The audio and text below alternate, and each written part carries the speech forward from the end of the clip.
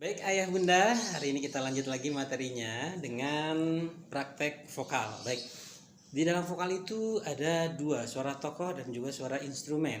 Ya, tokoh terbagi empat, ada suara kecil, suara sedang, suara besar, dan suara narator atau narasi. Sekarang kalau untuk suara, kita mulai dari suara tokoh.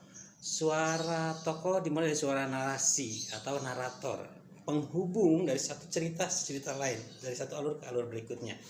Contoh, biasa diawali dengan pada suatu hari ada seekor harimau yang sedang mencari mangsa.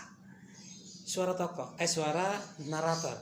Suara narator tidak harus dibuat-buat, asli suara sendiri. Ya, jadi tidak dikecilkan, tidak dibesarkan, karena dia hanya sebatas jembatan saja.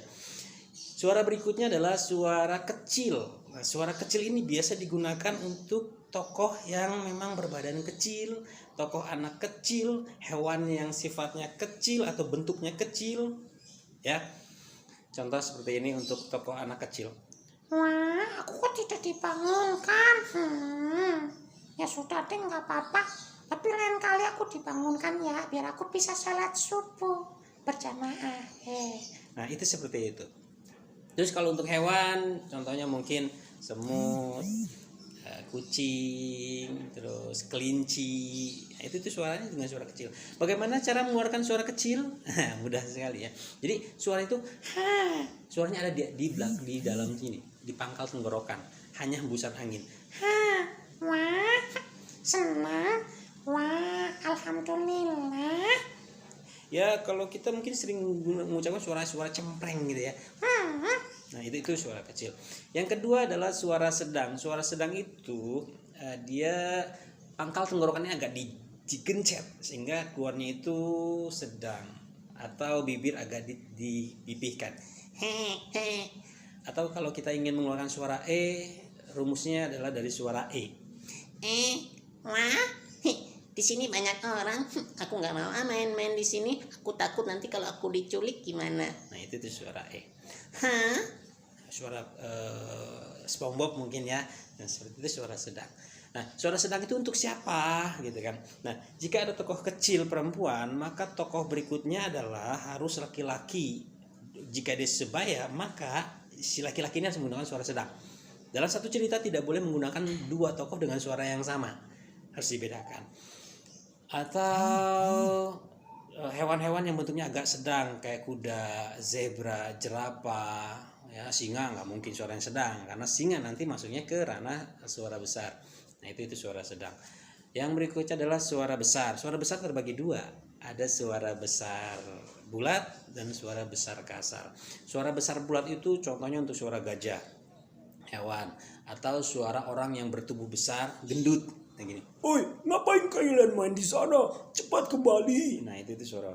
Nah kalau hewannya gajah, oh aku senang sekali bermain dengan teman-teman aku di sini. Nah suaranya bulat ya, seperti huruf O gitu.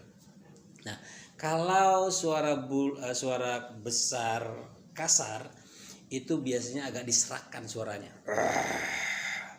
Kalau hewan misalnya harimau, singa, macan. Terus kalau untuk orang, tokohnya adalah orang, dia biasanya adalah tokoh yang orang berbadan besar dan menyeramkan, preman, raksasa dan sebagainya. Hahaha, aku akan memakanmu. Sini, segera. Nah, itu kalau harimau ya, sedang berburu. Untuk orang, tokoh orang, sedang apa engkau bermain di sini? Lebih baik kau bermain di sana saja.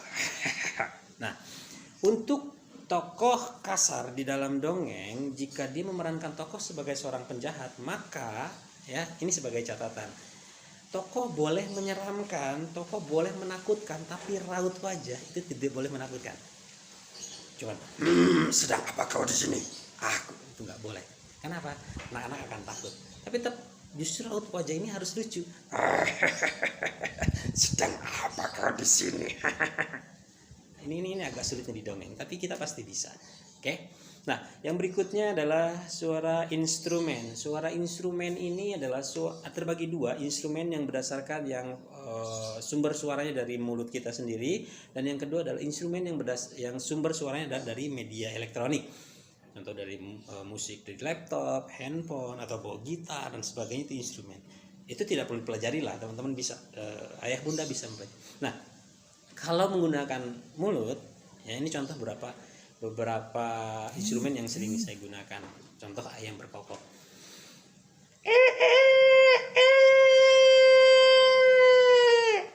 Nah, suara ayam berkokok. Ya. Terus suara kuda.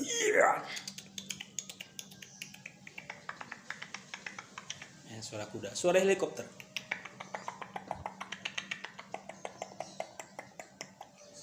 Suara gajah.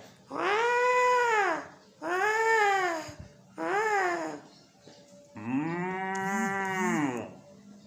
Terus suara ya, dan sebagainya. Nah, contoh saja suara ayam ya. Bagaimana sih cara mengeluarkan suara ayam gitu yang mudah ya?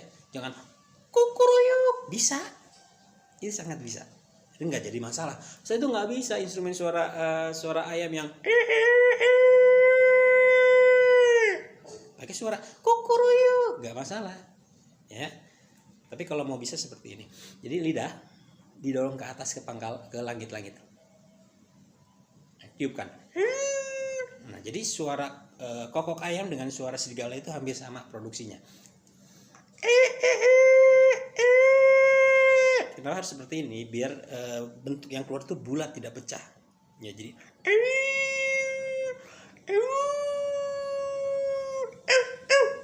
itu seperti itu. Suara kuda itu awal nih, ini rumusnya nih ya. Kalau untuk membuat suara kuda, membunyikan suara kuda, yang pertama hafalkan dulu ritmenya. Ritmenya kan 1 2 3, 1 2 3. Nah, yang kedua rumus bicaranya silahkan menggunakan cukuduk. Nah, kalau sudah terlatih membunyikan cukuduk, maka huruf U-nya dihilangkan. Itu ditiup. Sekarang ditarik. Iya. Maaf ya, ada suara kereta. Ya, malum lah. Di pinggir kereta. Oke, kembali lagi. Cukuduk. Lalu dihilangkan semuanya, ditarik. Seperti halnya kita menarik perhatian ayam ya. Nah, itu bisa.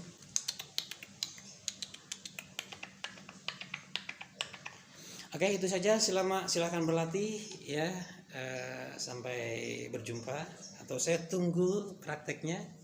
Ya, semoga ayah, bunda, kakak-kakak semua menjadi pencerita, pentutur kebaikan untuk anak-anak kita, sehingga dengan cerita-cerita tersebut mampu untuk menjadi jembatan bagi tumbuh kembang anak kita menjadi pribadi-pribadi yang berkarakter. Oke, demikian. Assalamualaikum warahmatullahi wabarakatuh.